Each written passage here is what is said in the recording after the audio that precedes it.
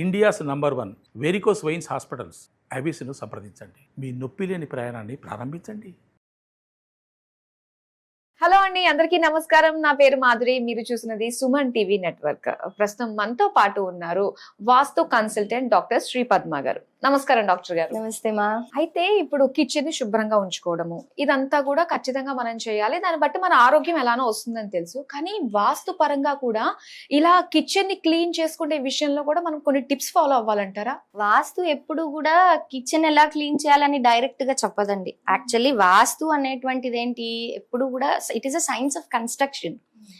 ఏ నిర్మాణం ఎలా చేయాలి, అది అలా చెయ్యనప్పుడు దాని నుంచి మనకి ఎలాంటి దుష్పరిణామాలు కానీ నెగిటివ్ ఎనర్జీస్ కి కానీ మనం లోన్ అవుతాం అనేది మాత్రమే చెప్తుంది. అయితే మరి ఇప్పుడు ఈ కాలంలో ప్రతిదాన్ని మరి వాస్తుకి లింకప్ చేస్తున్నారు అని అనుకున్నట్లయితే అది కూడా ఒక విధంగా కరెక్టే. ఎందుకంటే ఒకానొకప్పుడు ఎప్పుడైతే ఈ వాస్తు సబ్జెక్ట్ అనేటువంటిది మనకి మొదలైనటువంటి టైంలో కనుక మనం చూసలేదే, లేదంటే పాతకాలంలో కనుక మనం చూస్తే అప్పుడు ఎలా ఉండేది, మన లైఫ్ స్టైల్ కానీ మన కన్స్ట్రక్షన్స్ కానీ ఇవన్నీ చాలా డిఫరెంట్ గా ఉండేవి. ఇప్పుడు మనం వాష్రూమ్స్ గురించి చెప్తున్నాం, టాయిలెట్స్, ఇంట్లో ఉన్న టాయిలెట్స్ ఒకానొకప్పుడు ఎలా ఉండేవి.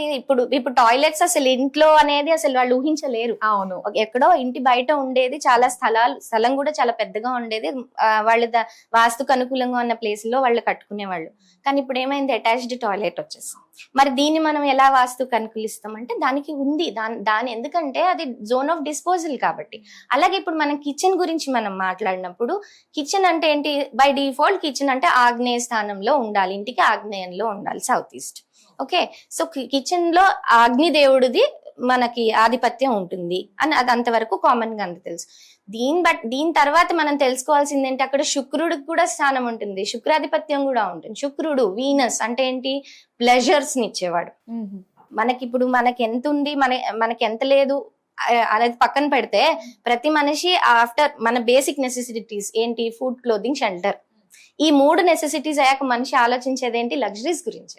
నేను ఎలా సుఖపెడతాను, మా పెళ్ళం పిల్లల్ని ఎలా సుఖపెట్టిస్తాను, లేదంటే నా పిల్లలు ఎలా ప్రయోజకులు అవుతారు, ఇవి ఆలోచిస్తారు కంపల్సరీ. సో ఇవన్నీ ఎక్కడి నుంచి వస్తాయి, మనకి శుక్రుడు బాగుంటేనే వస్తాయి. అంటే మీరు కిచెన్ శుభ్రంగా పెట్టుకోవాలి అంటే కిచెన్ ఒకటి శుభ్రంగా పెట్టుకున్నాం, ఇల్లు శుభ్రంగా పెట్టుకోలేదని కాదు.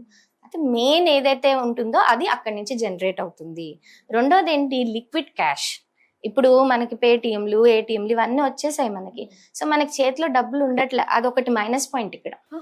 ఎస్, మీకు తెలుసా, అది ఎప్పుడు కూడా మీ పర్స్ లో కనీసం ఒక 1000 రూపాయలు, 500 ఎంతో కొంత మన స్తోమత అనుసారం క్యాష్ ఉంచుకోవాలి. మొత్తం కార్డ్స్ ఉంటున్నాయిగా. కార్డ్స్ అసలు దాని వల్లనే ఇన్ని ప్రాబ్లమ్స్, ఇన్ని లోన్లు పెరిగిపోతున్నాయి, బకాయిలు పెరిగిపోతున్నాయి. ఒక 1000 రూపాయలు, 500 ఎంతో కొంత మీ క్యాష్ ని ఎప్పుడు కూడా అది చేంజ్ రూపంలో కావచ్చు, నోట్ల రూపంలో కావచ్చు, ఎప్పుడు పెట్టుకోండి. ఓన్లీ కార్డ్స్ పెట్టుకుని తిరిగే వాళ్ళకి చూడండి, వాళ్ళ పేర్ల మీద ఆస్తులు ఉంటాయి, వాళ్ళ పేర్ల మీద అన్ని ఉంటాయి, కానీ వాళ్ళకి డే టు డే లైఫ్ నడవటం చాలా టైట్ అయిపోతుంది. సో ఈ టైట్ నుంచి మనం బయటికి రావాలంటే క్యాష్ ని చేతిలో ఉంచుకోవాలి, కొంత క్యాష్ అయినా ఉండాలి. విషయం నిజంగా తెలియదండి, ఇది చాలా ఇంపార్టెంట్, చాలా మందికి తెలియని విషయం.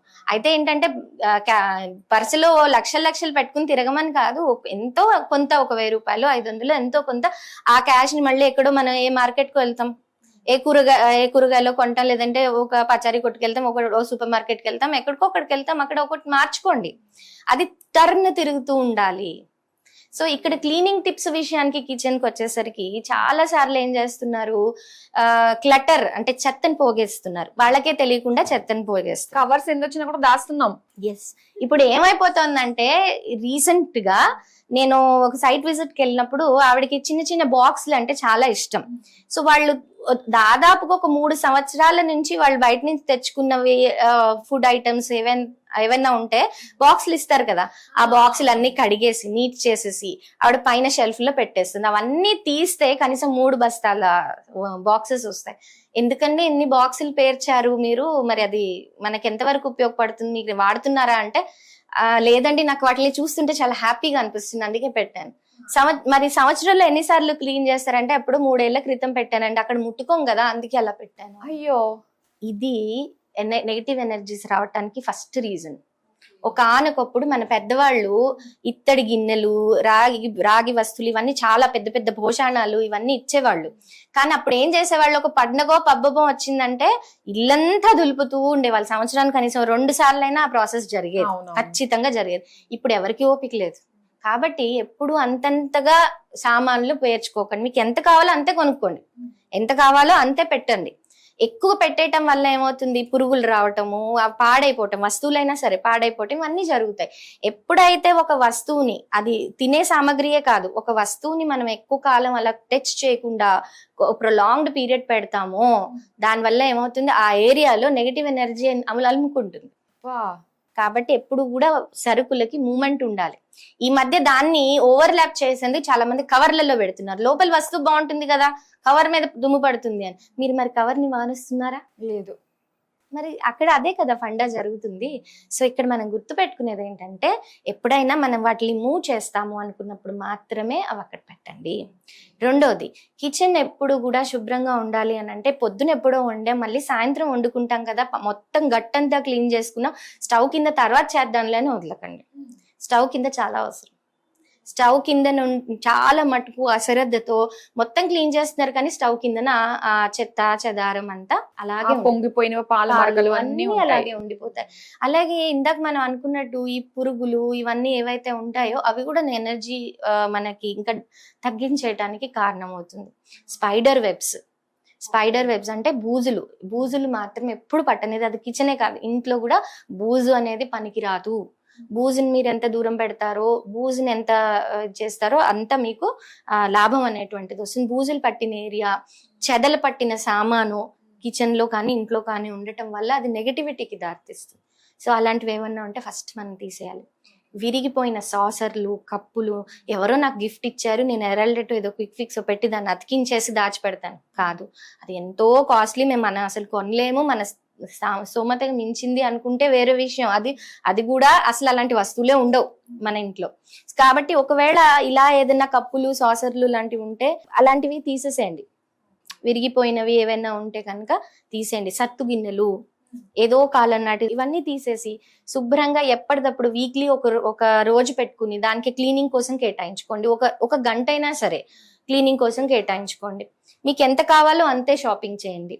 కూరగాయలైనా సరే ఫ్రిడ్జ్ ని ఎప్పటికప్పుడు క్లీన్ చేయండి, లేదంటే ఆ ఎనర్జీ లెవెల్స్ అనేటువంటిది ఫ్రిడ్జ్ లో ఎప్పుడు కూడా నెగిటివిటీకి దారితీస్తుంది. ఎప్పుడు ఫ్రెష్ ఐటమ్స్ మాత్రమే దాంట్లో స్టోర్ చేయండి. ఎంత కావాలో అంతే తెచ్చుకోండి, అవసరానికి మించి వద్దు. సో ఇలాంటివి ఇంకా మనకి చాలా ప్రికాషన్స్ మనం క్లీనింగ్ వైజ్ గా మనం తీసుకోవాల్సి ఉంటుంది. కానీ ఏంటంటే ఇవి బేసిక్స్. ఇవి ఎప్పుడైతే ఈ బేసిక్స్ ని మనం ఫాలో అవుతామో అవి చాలా వరకు మనకి ఈ నెగిటివ్ ఎనర్జీస్ బారిన పడకుండా మనం బ్యాలెన్స్ చేసుకునేందుకు హెల్ప్ అవుతుంది. నిజంగా ఇన్ని ఉన్నాయా? ఇవన్నీ మనం చేసే తప్పులే, మనకు తెలిసి చేస్తాం, అన్ని తెలుసు. నిజంగా ప్రతి ఒక్కరి ఇంట్లో ఇది వెరీ వెరీ కామన్. డబ్బాలు ఉంచుకోవడం, ఎవరైనా వచ్చినప్పుడు ఏమైనా పెట్టి ఇవ్వడానికి ఉంటాయి కదా అని స్టోర్ చేసుకుంటూ ఉంటాము. సో అలాంటివి కవర్లు, చీపురు కట్టలు ఎక్కడ దాయాలో తెలియక కిచెన్ ప్లాట్ఫామ్ కింద పెట్టేస్తారు కొంతమంది. అది కూడా తప్పే. ఓకే, సో చాలా ఉన్నాయి. ఇవి బేసిక్స్ తెలిస్తే మిగతా మనకే అర్థమవుతుంది.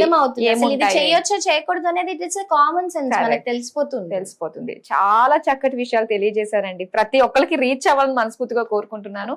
సో మంచి ఇన్ఫర్మేషన్ మాకు అందించినందుకు thank you so much. Thank you.